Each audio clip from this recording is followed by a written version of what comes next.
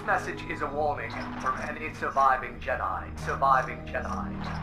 A new hope will emerge. A new hope. Welcome to the Kessel Run. My name is Danny from the superpoweredfancast.com. I have with me today Heather from the Whovian Perspective. Cheers. She is here to talk with me about the new episode of Rebels. So normally we only have Kessel Run once a week on Fridays to catch you up on your Star Wars news and things like that. However, last week's episode on Saturday was just that worth it.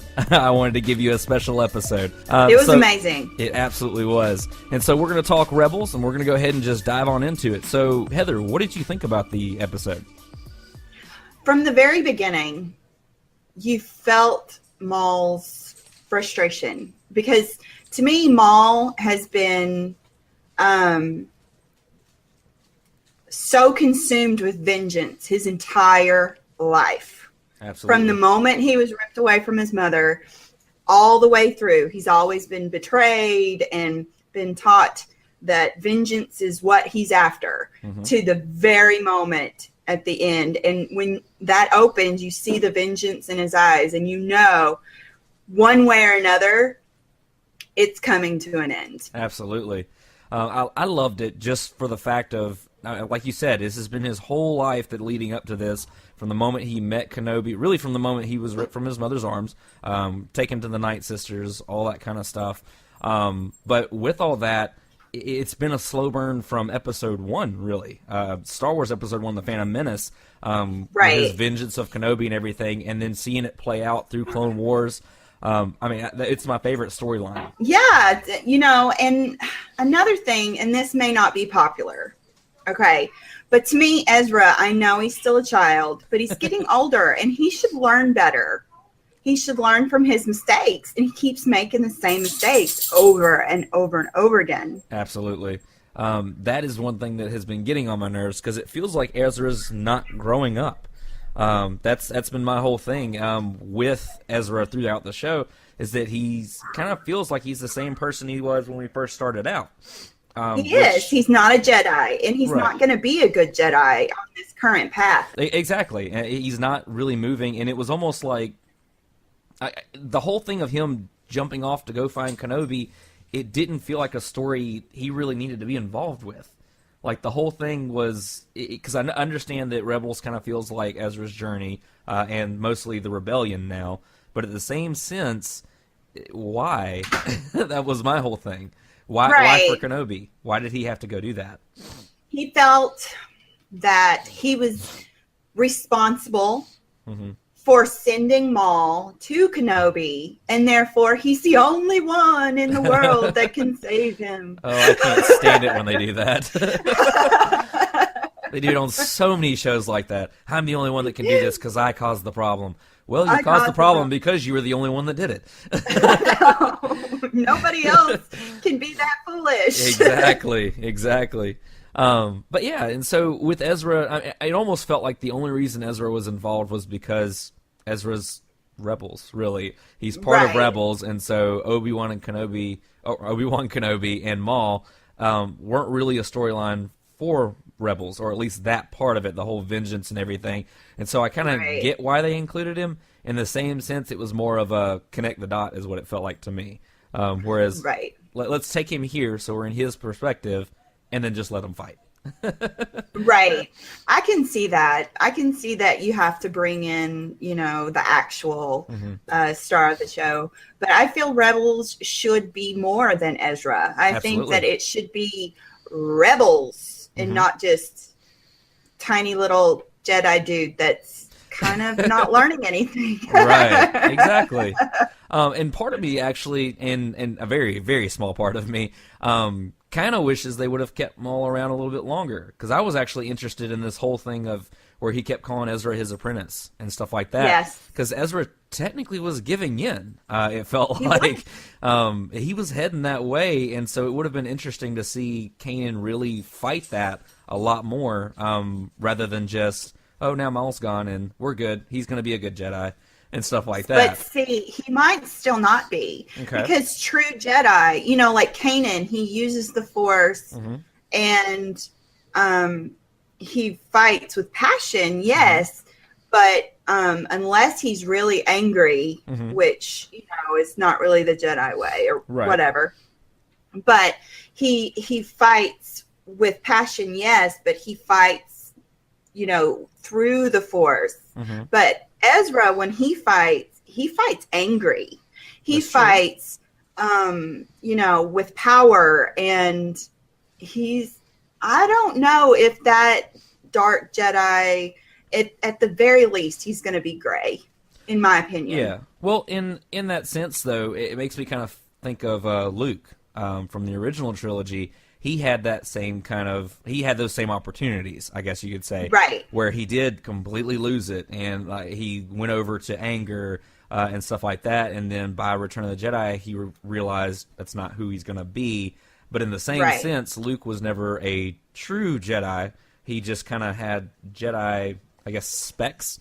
You know? Right. Yeah. He knew about it. He was like, oh, this is Right. a cool thing. I'm going to do Oh, this. I'm a Jedi! Right? I'm totally a Jedi. And that's what I kind of see in Ezra every once in a while, where he's Yes. he's not truly a Jedi. He's almost his own Jedi kind of deal. His own ideals on it. But in the same sense, it's a slippery slope. Because he's really playing with fire either side. He really is. And I think that they have a lot of room to make this character grow if they just make him grow. Absolutely. In any direction, really. Right. Mm-hmm. But he shouldn't be 13 anymore. I mean, Absolutely. cutting his hair is not adequate enough to make a character look more mature. Right. Exactly.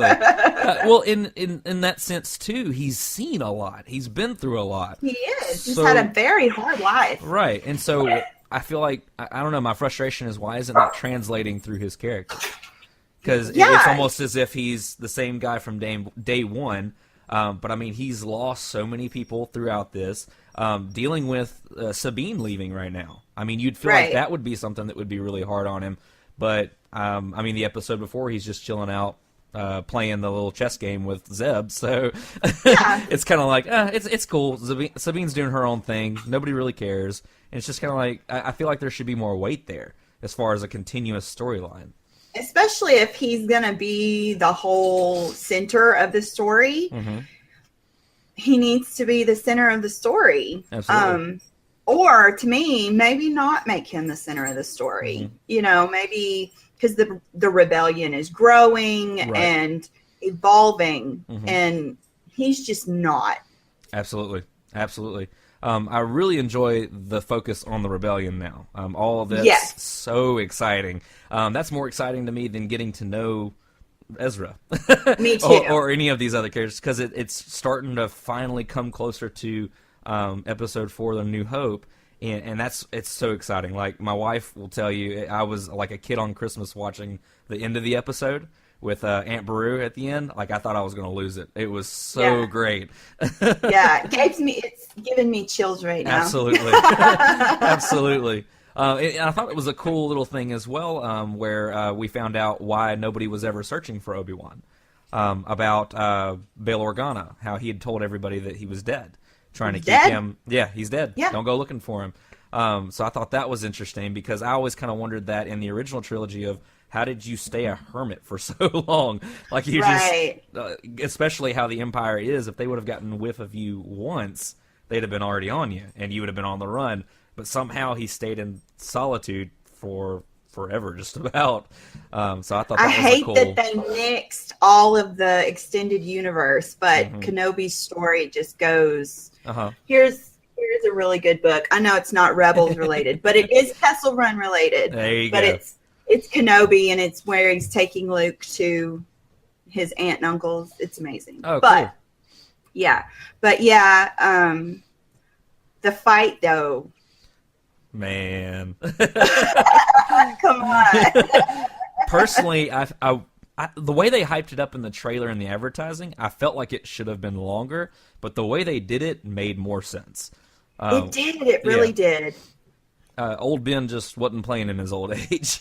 No, and, a lot of people don't realize how much of a master Obi-Wan is at saber play. I Right.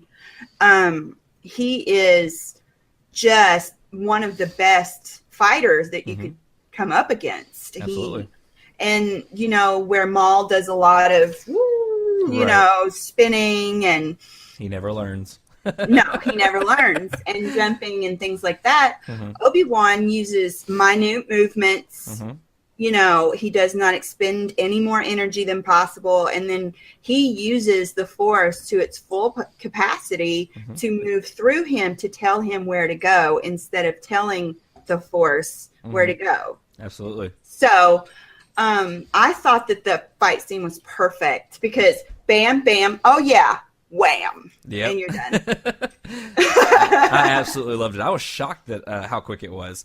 Because, again, I wasn't expecting that because of how they played it up and everything. So Right. part of me wishes that we wouldn't have even known that Obi-Wan Kenobi was going to be in the episode or even in the initial season trailer. Oh, I don't do trailers. Oh, okay. I was totally surprised. Oh, awesome. Okay. I wasn't so surprised because I had been watching very acutely, and I have pretty good senses when it comes to that kind of thing. Yeah. But you know, when they said 2 sons, I knew exactly what was coming. But damn. Yeah, exactly. Exactly. No, it was. I absolutely loved all of that, and I love the back and forth between. Well, it's more Maul grandstanding as he usually does, but the whole thing of why are you all the way out here? You're protecting something, Right. And then he was like, "No, you're protecting someone." Like you could see Kenobi just like, "Yeah, you're not walking away from this." Yeah. Too late. Exactly, but Yeah. I love the whole link with Luke and all that. Like the episode was incredible. It's really going to be hard to follow up going forward, even tying into the original trilogy where they're headed and things like that. Personally, Yes. I feel that way. I just felt that Maul's life ending there in such a way was so, what's the word? Perfect. Because he spent, like I said, he spent his whole life for vengeance. And at the end, he knows that his vengeance is going to happen. Even if he's not the one that does it, he finds peace and he goes, you know what? It's going to happen, so I can die now. Yeah, absolutely. Now, I was curious. I guess maybe I heard it weird. I don't know. But Maul's last words about is he the chosen one, and then he will avenge us. Yes. Who is us, do you think? Maul was... The Sith truly screwed Maul over. Oh, yeah. In so many ways throughout his whole life. They killed his whole family. His whole life, the Sith has screwed him over. And then, of course, the rebels need to get rid of the Sith because they, need a world of freedom and, without oppression. So when they say us, he says us, he means the Sith has screwed over everyone, so therefore it is us. Okay, so that's what I was wondering, if he was kind of including himself in everything. Okay, because when I was like, hold on now. His vengeance wasn't necessarily against Obi-Wan altogether. You're right. He sought vengeance against the Sith for decades. Okay, so that definitely makes a lot more sense. Yeah. So where do you think the rebels are headed from here? Oh my, I think that I hope in there that Ezra will begin to come into his own and realize that being played so often is hurting the people he loves instead of helping them.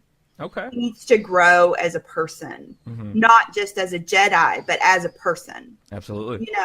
Because, he's a kid, but this is a dystopian future where if he doesn't get his act straight, everybody's going to die before. Absolutely. You know? Yeah.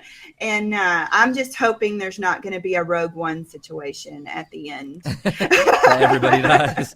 I hope everybody dies. I really hope not. I know I don't think there will be, but you know.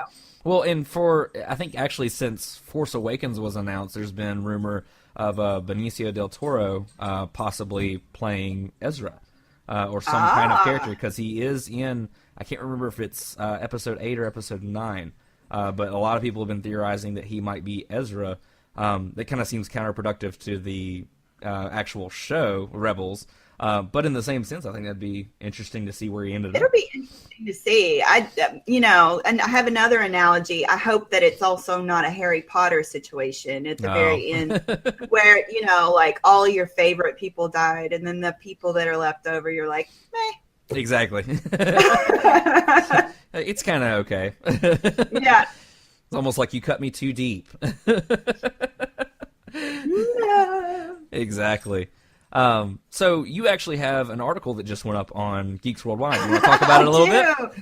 I did an obituary for Maul because although he is quite the fiend, he has been in almost every series, and he's always been a playing factor. And I thought that it was a fitting end for him.